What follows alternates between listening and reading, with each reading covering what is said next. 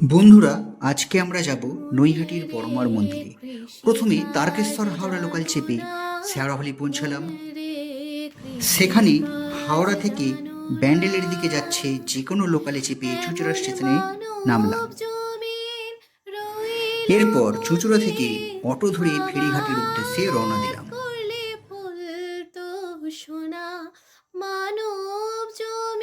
তো যারা শিয়ালদা দিয়ে আসবে তারা শিয়ালদা নৈহাটি লোকাল ধরে নৈহাটি স্টেশনে নেমে নৈহাটি স্টেশনের সামনেই অরবিন্দ রোড ধরে 7-8 মিনিট হাঁটলেই বড়মার মন্দিরে পৌঁছে যাবে। কৃষি কাজ জানো না, কালী নামে দাঁড়ে বেড়া, ফসলে তাছড়ো হবে না।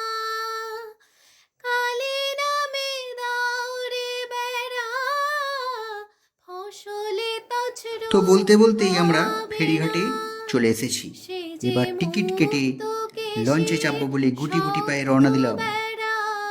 তার কাছে যে জম ঘেঁষে না, মুক্ত কেশির শক্ত বেড়া, তার কাছে যে জম ঘেঁষে না, মনে রে কৃষি। এই যে লঞ্চ ছেড়ে দিয়েছে, দেখতে পাচ্ছ তোমরা। মনে রে হুগলি নদীর উপর দিয়ে চলেছে, যেটাকে গঙ্গার শাখা নদী বলে আমরা জানি।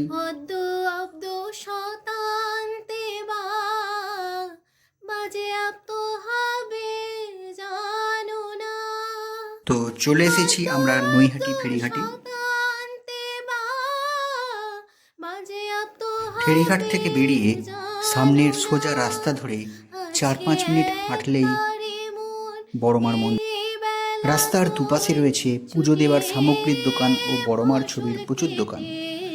পুজোর ডালা শুরু হয়েছে 51 টাকা থেকে শুরু করে 1000 টাকা পর্যন্ত। ফসল কেটে না, মনে রে কৃষি কাজ জানো না, মনে রে কৃষি কাজ। তোমরা দেখতেই পাচ্ছ আমরা এবার মন্দিরের ভিতরে প্রবেশ করেছি এবং অজস্র ভিড়, কত দর্শনার্থী এসেছে দেখো পুজো দেওয়ার জন্য। মন্দিরের ভিতরে ছবি তোলা একেবারেই নিষিদ্ধ। আমরা পারমিশন নিয়ে এই ভিডিওটি শ্যুট করেছি। পুজো দেওয়ার সময় সকাল 8টা থেকে দুপুর 2:30 পর্যন্ত এবং বিকেলে 4টে থেকে সন্ধ্যা 8টা পর্যন্ত। দেখতেই পাচ্ছ তোমরা ভিতরে পুজো চলছে। মায়ের মূর্তির দিকে তাকিয়ে থাকলে কখন যে সময়টা কেটে যাবে বোঝাই যাবে না। খুব অল্প দিনের মধ্যে বড়মার মন্দিরটি ভীষণ জনপ্রিয়তা লাভ করেছে। আর বড়মার মন্দিরের একমাত্র ট্যাগলাইন, ধর্ম হোক যার যার, বড়মা সবা। মনে রে কৃষি কাজ জানো না, মনে রে কৃষি কাজ জানো না, এমন মানব জমিন রইল। যাক, আমাদের পুজো দেওয়া শেষ হয়ে গেছে। এবার আমরা মন্দির থেকে বাইরে এবার বাড়ি ফেরার পালা। আমরা এসেছিলাম লঞ্চে করে, কিন্তু যাব এবার নৈহাটি স্টেশন হয়ে। আমরা এসে গেছি আমরা নৈহাটি স্টেশনে।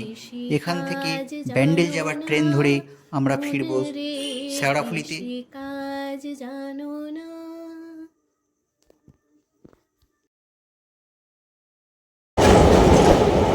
ওই দেখা যায় হুগলি নদী।